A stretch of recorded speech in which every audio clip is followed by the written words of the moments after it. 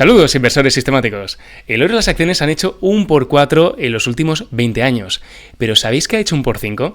La deuda soberana de Estados Unidos.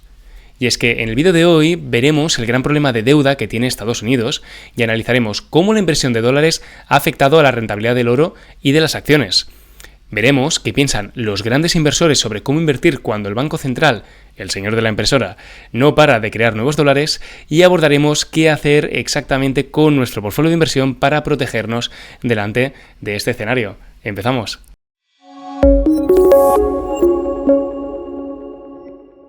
Y la primera gran pregunta: David, ¿exactamente qué problema tiene Estados Unidos a nivel financiero?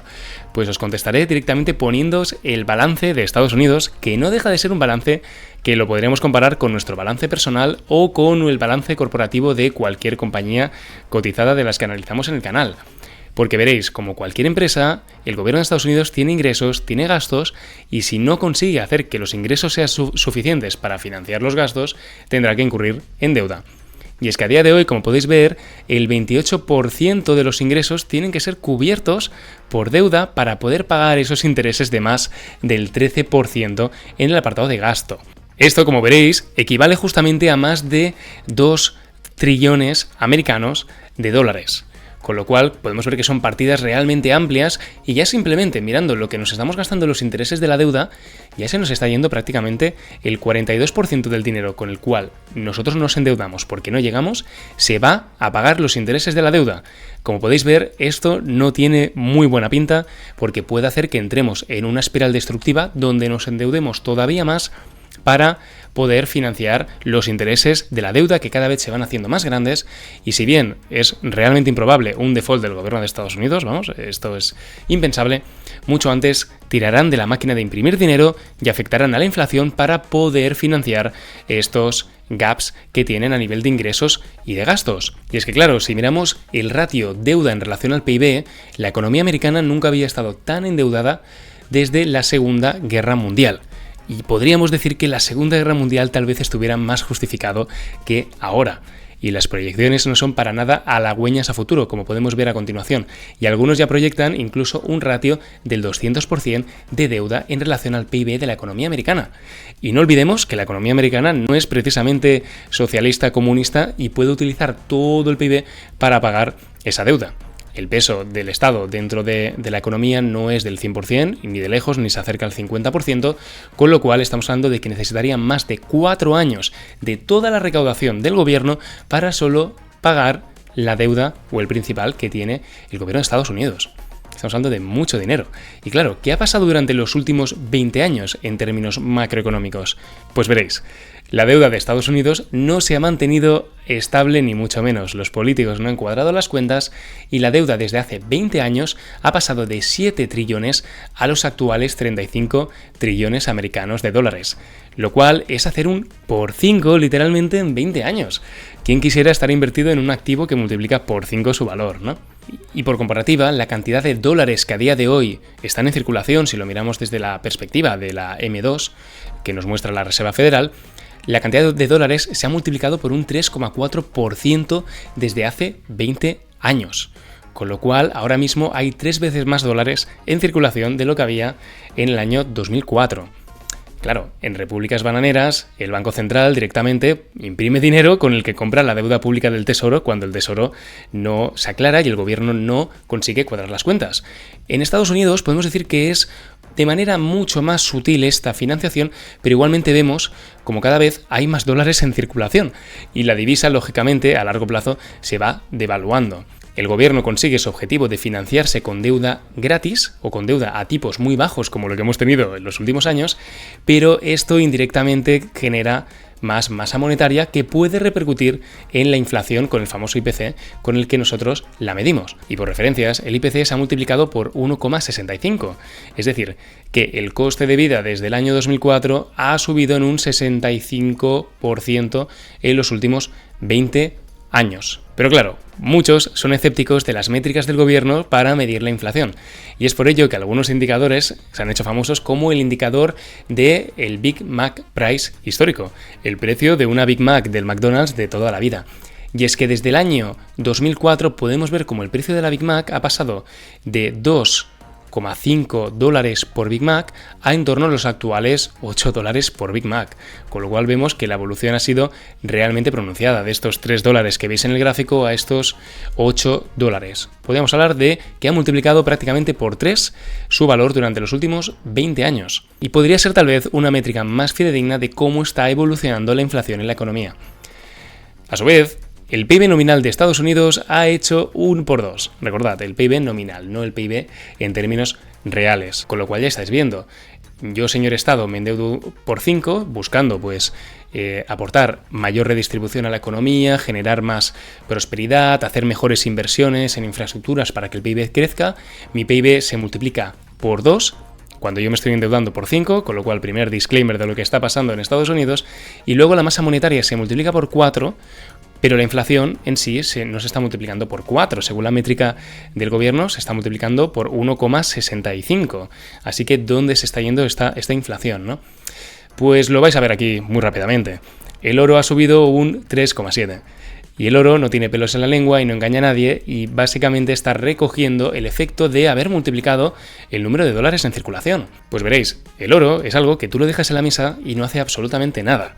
Con lo cual, si el precio del oro está subiendo, no es por el metal en sí, que a lo mejor puede haber mayor miedo, menor miedo, oferta-demanda. Esto podría llegar a pasar. Históricamente, lo que refleja es no tanto el valor en sí que tiene, sino el valor de la divisa sobre la que es comparado. Y podríamos hablar de que el oro ha hecho este por 3, porque también la masa monetaria ha evolucionado a tasas muy similares a este por 3, por 4 que ha hecho el oro en 20 años. Y siguiendo con esto, las acciones también han absorbido parte de esta masa monetaria con esta multiplicación de casi 1 por 5 en los últimos 20 años. Y así, para terminar, he creado esta tabla comparativa donde podéis ver, ordenado por rentabilidad, cómo el IPC de Estados Unidos ha tenido esta evolución del 2,7% anual, esta inflación en los últimos 20 años, cuando el PIB nominal de Estados Unidos ha evolucionado a tasas del 4% anual. Si queréis saber el PIB real, podéis hacer la diferencia entre el PIB nominal y la inflación de Estados Unidos y veréis ese 1,3, 1,4 que en términos reales la economía yankee ha estado creciendo aproximadamente. Siguiendo con esto, podéis ver el Big Mac Index, que ha evolucionado el precio de la Big Mac en torno a un 5%. Y esa masa monetaria del 6 y pico, ¿no? Y luego finalmente veis que el oro y las acciones han tenido una rentabilidad del 6% nominal, del 6,8%, y del 8,2% nominal. Y finalmente la deuda de Estados Unidos se lleva el premio gordo con una evolución del 8,4% en términos nominales. Entonces, la gran pregunta del millón es la siguiente.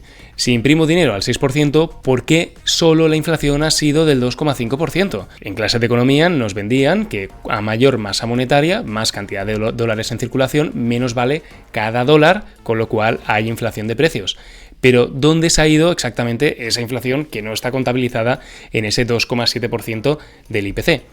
Pues la respuesta está en que se ha ido en la productividad. Y esta ha sido una de las grandes fortunas que han tenido los gobiernos en los últimos 20 años, que es que la productividad mundial ha aumentado notablemente, y la productividad tiene una cosa realmente especial, que como indica Jed Booth, el autor de El precio del mañana, la productividad tiene un efecto desinflacionario, con lo cual lo que provoca es que bajan los precios de la economía. A mayor avance tecnológico, mayor productividad, los costes se abaratan.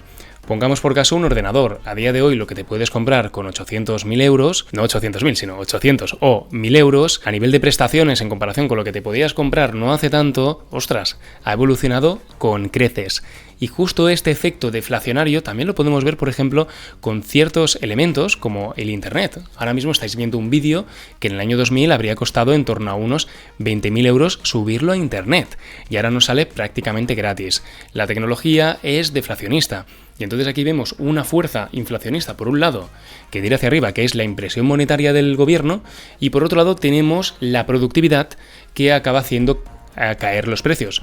Y por equilibrio de fuerzas, como si fuese un problema de física de bachillerato, vemos como la inflación se ha quedado en ese 2,7%, que ya le interesaba al gobierno que fuese de esa manera. Y claro, ¿cómo ha evolucionado la productividad durante los últimos 20 años? Es complicado medir la productividad, pero un indicador que nos puede ayudar a hacer esto es el Non-Farm Labor Productivity Index de Estados Unidos, donde lo que medimos principalmente es cuánto estamos generando dividido las horas dedicadas por los trabajadores para generar ese output.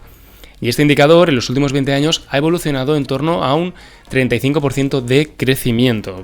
Tampoco no ha sido una rentabilidad espectacular o una evolución espectacular, y podemos ver cómo el crecimiento interanual ha sido en torno al 1,5%, que aquí veréis también cómo se asemeja realmente a ese PIB real, ¿no?, que estábamos hablando antes, que podía haber evolucionado la economía americana en los últimos años, ¿no? Ya para terminar, os quiero traer aquí justamente la teoría de uno de mis autores preferidos a nivel macroeconómico, que es Ray Dalio, cuyo libro, donde explica justamente esto, no es el que tengo aquí detrás, que este es el de Principles, sino otro que se llama The Changing World Order. En este libro lo que podemos ver es cómo las economías tienen diferentes ciclos en función de esta carrera del mundo financiero con respecto al mundo real.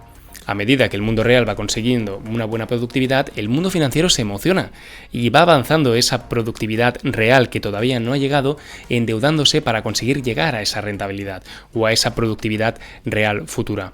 Pero como veis, al final son promesas que se tienen que cumplir, y justamente cuando se rompe esa promesa es cuando se producen estos ciclos de deuda que tienen momentos alcistas, momentos donde se desmiente el mundo real en relación a las expectativas del mundo financiero y corrigen, y podemos ver estos diferentes ciclos de deuda, que algunos son más a corto plazo, y de ahí esa sinoide que se repite con más frecuencia, y algunos otros son de más larga duración o son ciclos mucho más estructurales y responden al auge, a la venida y a la salida de los diferentes imperios o hegemones mundiales.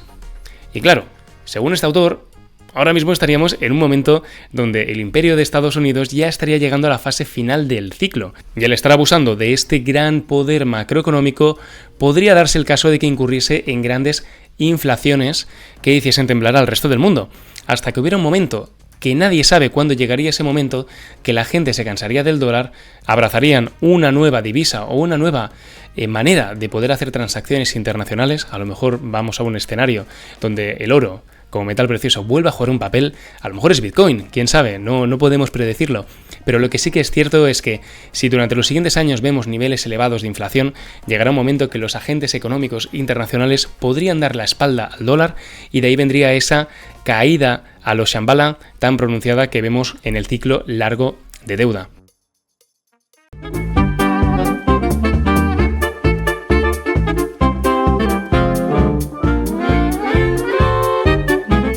Así que, en conclusión, gran parte del crecimiento de la bolsa de los últimos años podríamos decir que viene explicado principalmente por ese aumento de la masa monetaria, que se ha absorbido a los activos financieros como un gato a las cortinas, porque vemos que la evolución del PIB real o de la productividad de la economía no ha crecido tanto como sí que lo ha hecho el endeudamiento público del gobierno de Estados Unidos. Esa masa monetaria no se ha ido a los precios y servicios del IPC, sino que se ha ido a estos activos monetarios, y es por eso que el IPC no ha percibido toda la masa monetaria que se ha enchuflado en la economía, porque todavía está recogida en esos precios de los activos financieros muy por delante de lo que está haciendo el mundo real.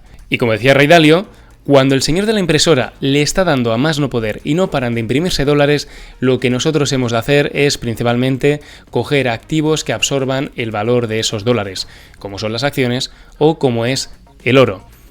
Y si inviertes en bolsa, lógicamente tienes que mirar acciones donde ese binomio que te he hablado antes de la economía financiera y la economía real no esté realmente tan separado. Hemos de buscar por auténtico valor en las cosas que estamos comprando y no simplemente pájaras mentales que no responden a una realidad real tangible. Lo que viene a ser al final el dilema entre el value investing de comprar calidad a buen precio o el cómpralo todo que nos vende la inversión pasiva indexada. Y es que si habéis estado siguiendo el canal, sabéis que hemos estado hablando sobre cómo el SP500 no puede ser la mejor inversión ahora mismo, tal cual nos lo presentan en el ETF indexado o en el fondo de inversión indexado del SP500 Market Weight, ¿no? Donde vemos que ahora mismo estamos cotizando a 27 veces beneficios la valoración histórica de la bolsa.